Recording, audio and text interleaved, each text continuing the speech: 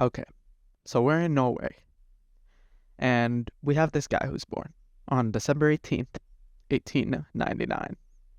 His name is Peter Wessel Zepffe. Probably butchering his name, but stay with me for a minute. So, Zepffe lived and died in Norway. He died in October 12th of 1990 at the age of 90, and he was the son of a man of many talents.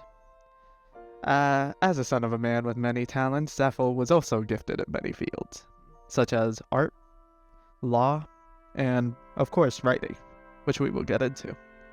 Zepffe was an enjoyer of mountaineering and art, as I mentioned before, and I like to assume, given my research, that his hobby of mountaineering may have something to do with his father, who was a polar explorer as well as a chemist. And his hobby of art may have something to do with his grandfather, who was a painter.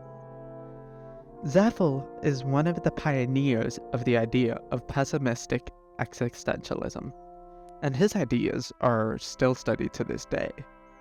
His most well-known work is The Last Messiah.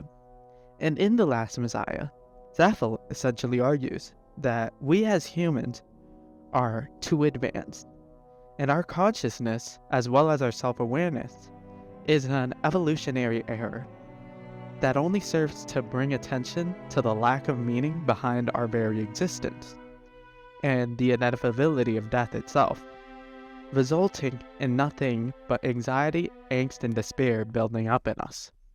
Nature had aimed too high and outdone itself. A species had been too heavily armed. Its genius made it not only omnipotent over the outer world, but equally dangerous for itself. Man has lost his citizenship in the universe. He has eaten from the tree of knowledge and has been banished from paradise. He is powerful in his world, but he curses his power because he has bought it with his soul's harmony, his innocence, and his comfort in life's embrace. You see, what makes Zepfe's ideas so interesting is that he saw this human attention and self-awareness to existence and death as a paradox. It allows for us to see and understand the world, our self-awareness and attention, but through that understanding, it reveals the meaninglessness of life and existence as a whole, resulting in the anxiety, angst, and despair that we mentioned before. Man awoke and saw himself. He saw that he was naked under the cosmos, homeless in his own body. Everything opened up before his searching thoughts, wonder upon wonder, terror upon terror, all blossomed in his mind. Furthermore, this human awareness and consciousness, Zepffe believed, would lead to a sort of existential crisis, or as Zepffe himself calls it, a cosmic panic. And when humans are confronted with this cosmic panic, they're consumed by fear and the obvious panic it generates. This panic is supposed to make it challenging to focus on the more immediate task of survival, reproduction, and the continuation of our species, the human one, as a whole. But for this reason, most people try to find a way to cope by repressing or avoiding this attention to the lack of existential purpose through defense mechanisms. Zepffe says these defense mechanisms are, he describes 4 of them: attachment, isolation, diversion, and sublimation. Attachment as a defense mechanism can be seen by how humans establish norms. An example of this can be religion.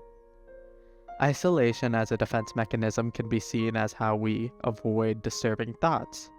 For example, when you focus on your job after a tragic loss. Diversion as a defense mechanism can be seen as the avoidance of one's self-aware nature through the constant distraction and stimulation. For example, television shows that prevent us from focusing on reality.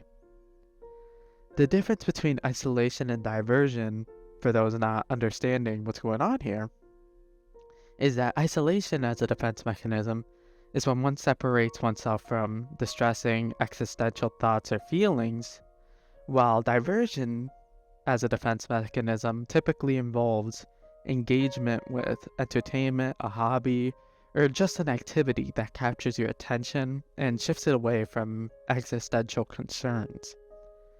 And lastly, sublimation as a defense mechanism can be seen in the formation of the existential crisis into creative or other productive pursuits, like art. Okay, please pay close attention to the following quote that we'll be playing. In feverish, continual agony, true, but also in betrayal of its essence, its central characteristic, for from the hands of the Creator it had received a commission to be the horned standard-bearer above all the beasts of the field. What it won in continued existence, it would have lost in meaning, in existential pride. It would have been a life without hope, a march not toward confirmation of its essence, but past confirmation's ruins, a self-destructive race against the sacred will of its blood. So, this quote is very interesting. And what Zepffe is essentially saying in this quote is that being human is marked by constant suffering and struggle. But as we try to cope with our suffering and struggle, we betray our very nature, our central characteristic as human beings. This can be complicated to understand, but look at it as Zepffe saying that human beings are essentially dulling their intellect, their self-awareness, their consciousness to cope with the lack of meaning in life and the inevitability of death. And this may allow us to function on a day-to-day basis, but by doing this, we deny our essence as thinking, conscious beings. So, we ultimately live a hollow existence, even though doing this allows us to survive.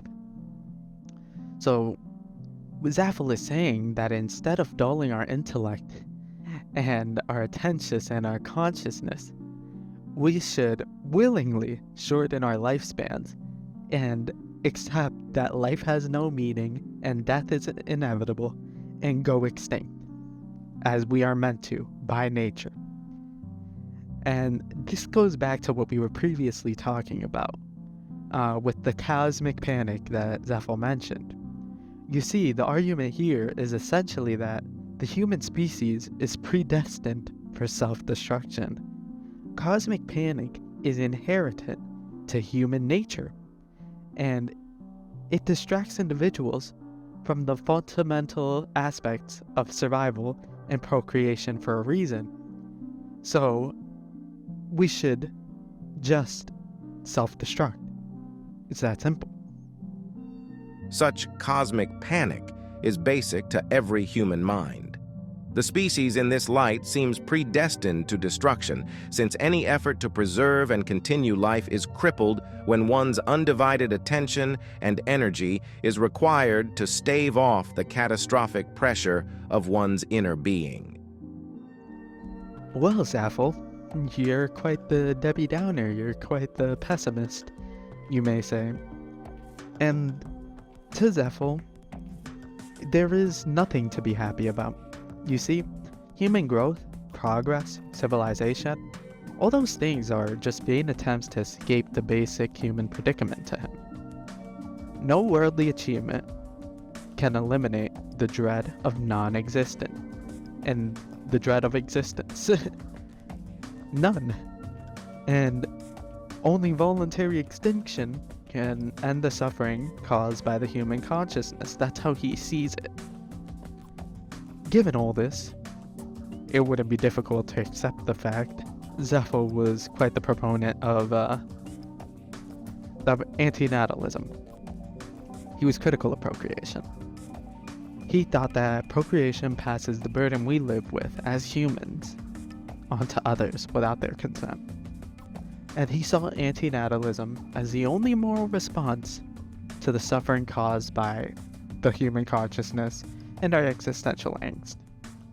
So rather than forcing the existence of us humans onto a new human without their consent, we should just stop procreation.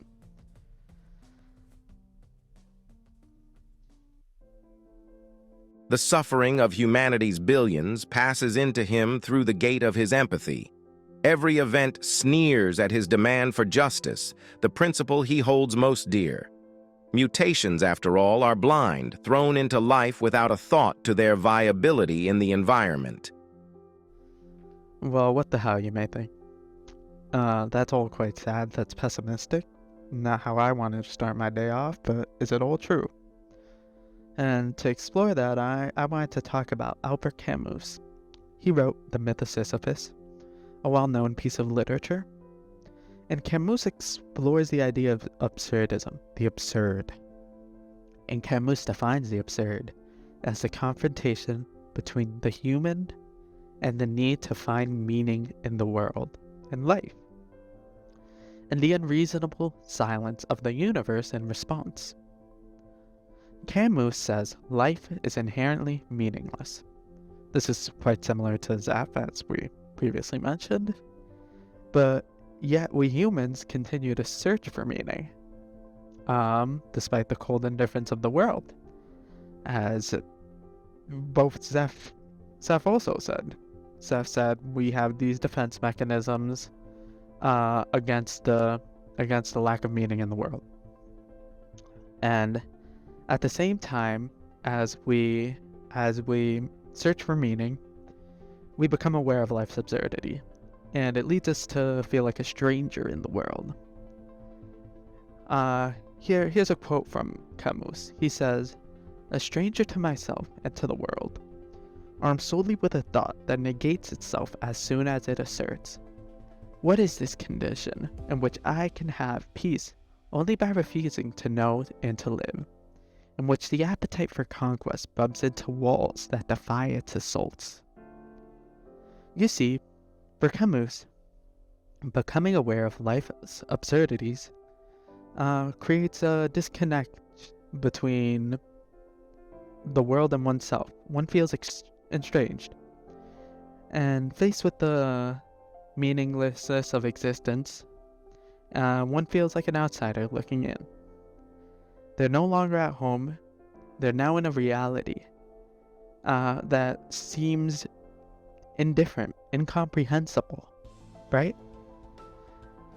This metaphysical homelessness, which is quite similar to the homelessness Zepffe spoke of in his quote, constitutes the feeling of being a stranger that Camus is now talking about, that absurdism reveals. However, Camus doesn't call for self-annihilation like Zepffe does. He doesn't call for us to go extinct. Instead, he says that we, as humans, are not required to adhere to the implications of the absurd. And to give in to the absurd essentially means giving in to despair, nihilism, apathy. It means giving in to the anxiety, the angst, all that Zepffe talked about. Instead, we should fight the absurdity and find meaning in existence through the constant struggle, through the constant revolt against the very meaninglessness of existence. Knowing whether or not one can live without appeal is all that interests me. I do not want to get out of my depth. This aspect of life being given me, can I adapt myself to it? Now, faced with this particular concern, belief in the absurd is tantamount to substituting the quantity of experiences for the quality. If I convince myself that this life has no other aspect than that of the absurd, if I feel that its whole equilibrium depends on that perpetual opposition between my conscious revolt and the darkness in which it struggles, if I admit that my freedom has no meaning except in relation to its limited fate, then I must say that what counts is not the best living, but the most living. Okay, that's all very cool. It's one of my favorite interpretations of how we should deal with the lack of meaning we see in life at moments, but it doesn't counter any of what Zepffe says. So we're still left with that tiny pinch of doubt. So I wish to talk about another text, Symposium. And Symposium is a text by the ancient Greek philosopher Plato. It's written around the year 385 BCE, and in this writing, Plato is depicting a gathering of a group of influential Athenians. And they're in a symposium, yeah, you guessed it. And they decide to give speeches praising love. They're doing this to pay tribute to the god of love and of sex, Eros. One of the guests in the symposium is a playwright, and his name is Aristophanes, which is who I'll be talking about. I'll be talking about the speech he gave, as I found it very interesting. Aristophanes' speech goes something like this. It has to do with, the origins of human nature and behavior, and particularly in regards to love and sex. So it goes something like this. In the beginning of times, humans were split into 3 different sexes: male, females, and androgynous. It means basically both male and female. These humans were stronger and better than the current humans, as they had double bodies. They had 2 sets of every body parts, so 4 arms, 4 legs, 4 eyes, etc. Which is why there could be half human, half male human, and half female humans. The males were descended from the sun, the females from the earth, and the androgynous from the moon. And these humans were so strong and ambitious that they dared to scale the heavens and overthrow the gods. Zeus, as a punishment, had them divided and created the individual male and females. And, then he had Apollo come in and stitch up their backs, basically, because that's where they were attached. They were attached back to back. And that's how individual humans, male and female, came to be. These new humans forever felt incomplete, as they were missing their half. So they sought after their other halves to try to regain their former wholeness. So, for this reason, when someone meets their other half, they can't bear to separate from it, for even but a moment. According to Aristophanes, this is the origin of romantic love, and in a way provides meaning to life. Now, I interpret it a bit differently, but we'll get into that. Now, I think it is important to know that this story is presented as a myth, and not as an actual factual account of the human origin. And this story is just used to make a deeper point about human nature and, completeness. His depiction of the earlier humans as powerful and threatening to the gods emphasizes human ambition in a way.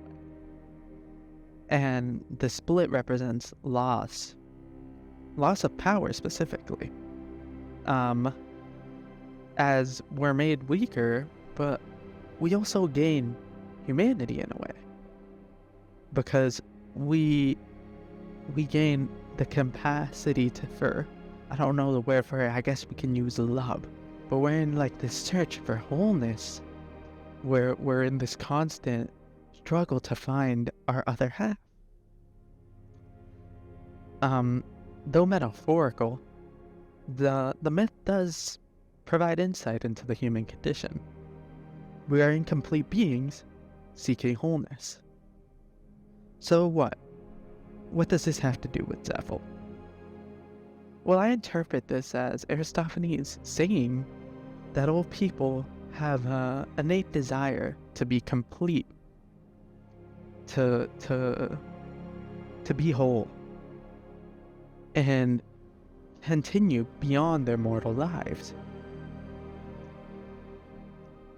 While his myth is nothing but a myth, the underlying ideas are relevant to the human experience. I think this is an interesting idea. That humans in life seek what completes them and makes them feel whole. And by doing that, people can achieve a kind of immortality, or godly form after death. like the form of the older humans as an example. They were so powerful, so strong that they dared to challenge the gods. For example, in Aristophanes' story, finding your other half and having children would represent a form of immortality by projecting yourself into the future. And this kind of counters what Zepffe is saying, because Aristophanes is saying, after you find what completes you, your goal in life is to find what completes you, what makes you whole, and by doing that, you gain a form of immortality. That is what you search for in life. That's what you're waiting for. So, if we aren't born complete, as Aristophanes implies, then is Zepffe wrong? As we don't know the extent to which this completeness Aristophanes speaks of, if it is real, we don't know the extent this completeness can provide meaning or mitigate the existential despair and that arises from the recognition of the absurdity of existence. Okay, so then what's the answer? And I don't know. I have my idea, but I can't be sure whether it's the answer everyone's looking for, at least yet, right? But let me say this. If you feel the existential dread setting in, remember this. Peter Wessel Zepffe, in the end, was a man who enjoyed mountaineering, he enjoyed art, and he was married twice. And while the first time might have not been a long marriage, once he got married the second time, he stayed married for over 40 years until death next to his wife. So even if we know very little about the life of Zepffe, I believe just knowing this much tells us we shouldn't be worried about the anxiety, the angst, and the despair, because he knew about it and he still lived his life. And just knowing the little I do about his life, it makes me wonder if he rebelled against the absurd, as Camus said, or if he found his completeness, as he lived a long life and he had a long marriage. And I think that says something.